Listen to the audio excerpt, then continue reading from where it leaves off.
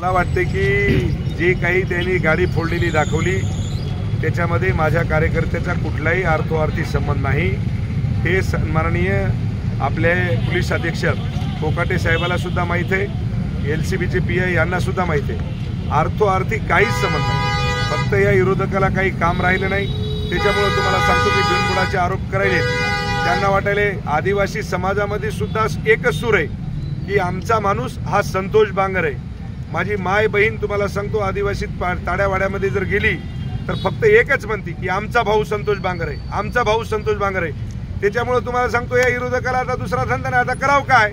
मग तुम्हाला सांगतो बेचैन झालेत आणि असे बिनबुडाचे आरोप आमच्यावरती करत आहेत। मला सर्व समाज बांधवांना विनंती करायची की निवडणूक करताना तत्वाची निवडणूक करा।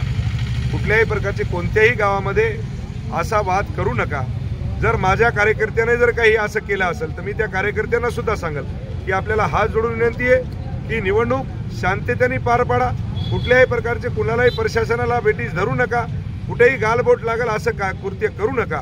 आपल्या सर्व समाज बांधवांना, माझ्या कळमनुरी मतदारसंघातल्या सर्व समाज बांधवांना विनंती आहे की कुठल्याही प्रकारच्या म्हणजे काय म्हणतो आपण त्याला अफवाला बळी पडू नका। कुठं काय झालं कुठं काय नाही, अजिबात काहीही झाले नाही। सगळे सर्व माझ्यासोबत सुद्धा आज माझ्या आदिवासी समाजाचे सकाळपासून संध्याकाळपर्यंत 2000 कार्यकर्ते मला येऊन भेटून गेलेत।